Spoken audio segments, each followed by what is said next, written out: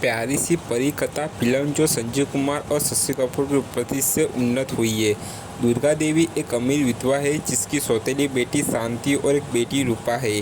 वो शांति के साथ एक नौकर की तरह व्यवहार करती है और इतनी गुस्से है कि वह एक वास्तविक नौकर को बहुत लंबे समय तक अपने पास नहीं रख सकती है। इतनी सहनशील धैर्यवान शांति के पास हमेशा सभी काम बचे रहते हैं। दूसरी ओर रूपा अपनी माँ की बहुत लाडली है और उसकी संपत्ति और सुंदरता को हल्के में लेती है और कुछ हद तक खराब हो गई है। दुर्गा देवी जल्दी रूपा की शादी करना चाहती है, लेकिन उसके भाई मक्खनलाल ने लालच से प्रेरित होकर 6 महीने में जेल से बाहर आने पर रूपा की शादी अपने बेटे चंदर से कराने की योजना बनाई है।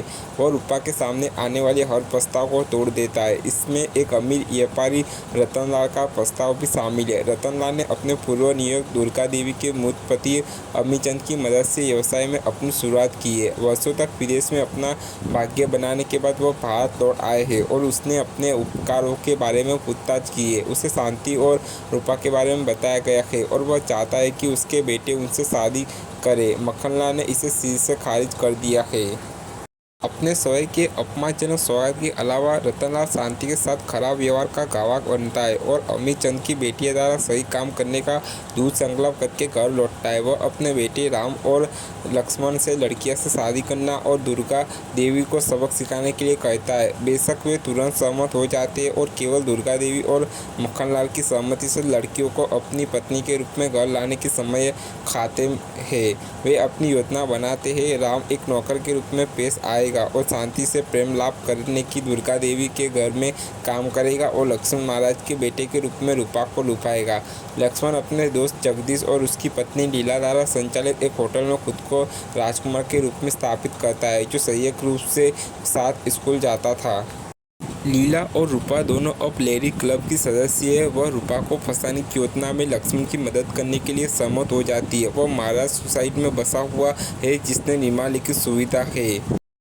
इस बीच दुर्गा देवी ने मक्खनलाल को अपने लिए एक नया नौकर खोजने का काम सौंपा है। संयोगवश उसकी मुलाकात राम से होती है, जो उसे नौकरी की पेशकश करने के लिए प्रेरित करता है।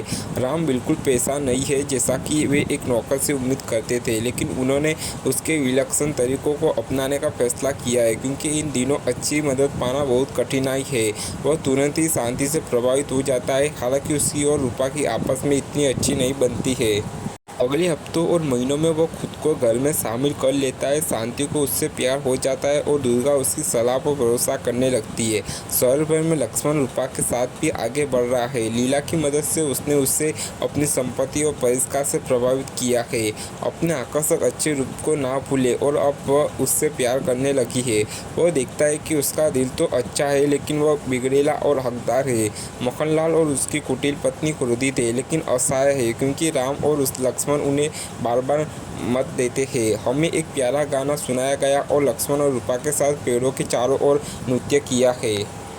दोनों भाई दुर्गा के घर एक दूसरे से मिलते हैं और अजीब बात की है, केवल सीटी बजाकर संवाद करते हैं। एक और अच्छा गाना और हम मध्य पर है।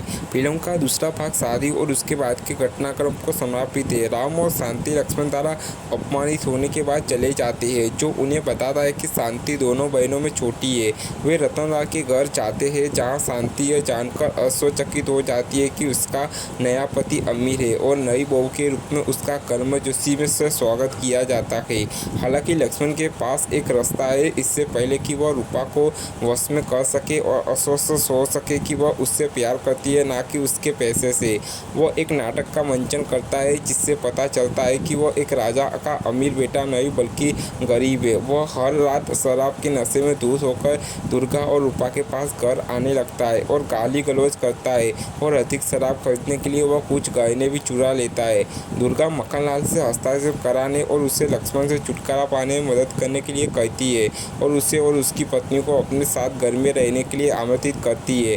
लक्ष्मण मक्खनलाल और दुर्गा से झगड़ा करता है और रूपा को अंतिम चेतावनी देता है, या तो वह या मुझे कुछ हद तक अनुचित लगा है क्योंकि रूपा अब इस धारणा के तहत है कि वह नशे में धुत है और उसका पीछा रहना मेरे लिए उसके साथ जाने की तुलना में अधिक मायने रखता है। लेकिन रूपा को यह नहीं पता था कि उसका पति जितना बुरा दिखता है उससे कहीं बेहतर है, क्योंकि चंदर रंजीत बड़े घर से पैदा हुआ है। आगे क्या होगा? क्या रूपा और दुर्गा को मक्खनलाल और परिवार के चंगुल से बचाया जाएगा? क्या रूपा फिर कभी लक्ष्मण को देख सकेगी? जानने के लिए सौ सौ देखें। दुर्गा देवी के रूप में नदीरा अद्भुत रूप से घमंडी है और विदा सिन्हा मौसमी चटर्जी अपनी भूमिका के साथ पूरा न्याय करती है। राजेश रोशन के गाने सुरीले हैं और कहानी में भी अच्छे से घुल-मिल जाते हैं। हालांकि फिल्म वास्तव में चमकती है, इसके लिए शरारती राम के रूप में संजीव कुमार और घमंडी लक्ष्मण के रूप में शशि कपूर को धन्यवाद है।